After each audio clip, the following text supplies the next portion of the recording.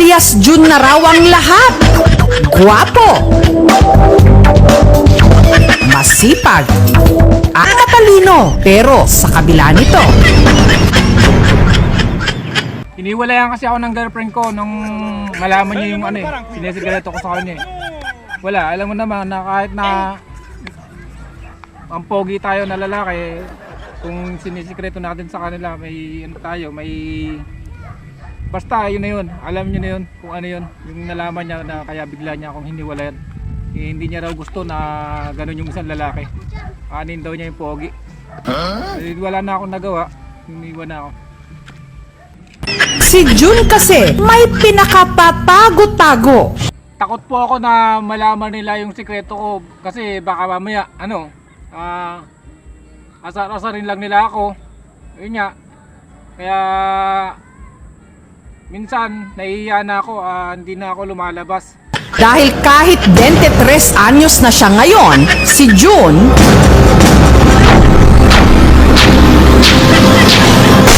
Supot pa naman ako. Hindi pa naman ako tuli.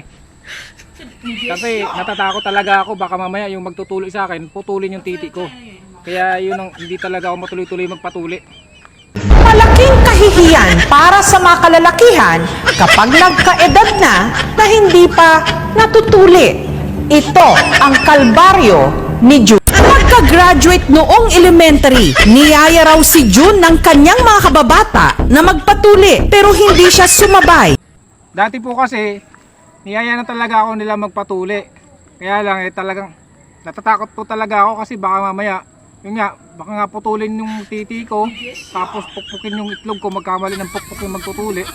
Kasi dati kasi, usong-uso talaga namin pag tinulian, yung papukpok lang, baka mamaya magkamali, madaplisan yung itlog ko, o kaya matsambahan yung titi ko, kaya yun, hindi talaga pwede. Hindi na talaga ako nagpatuli. Takot na talaga ako. Baka makapon ako imbes na matuli. Tapos, isa pa po sa kinakatakot ko, kasi nga yung titi ko hindi pa po tagpos. Parang ganito siya oh. Ganun pa lang siya.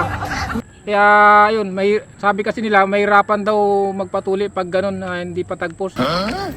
Kaya yun. Dahilan para mahirapan itong maiunat. Sa ganitong sitwasyon, maaaring mas maging mahirap ang pagtutuli. Mas gusto ko pa pong magpatato kaysa magpatuli. Kasi na-imagine ko talaga na baka yung ko yun, maputol. Kaya yun. Nahirapan po ako kung paano ko maididiretso yung pagpapatuli ko. Kasi pag nandun na ako sa patulian, umaatras talaga ako. Sa culture natin, dapat tuli. Pangalawa, mas mababa ang incidence ng malignancy or cancer pag ang pasyente ay tuli. Ang health benefits kasi nun, malinis ang ari mo. Sa edad niyang 23 anyos, lakas loob na kaya si Jun na magpapatuli.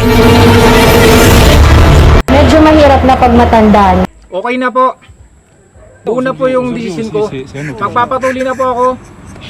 Kaya mapapayo ko dyan sa mga supot ngayon dyan, magpatuli na rin kayo kasi ako, magpapatuli na talaga ako. Magsabay-sabay na tayo. Sarabay-sabay na. Magpatuli tayo.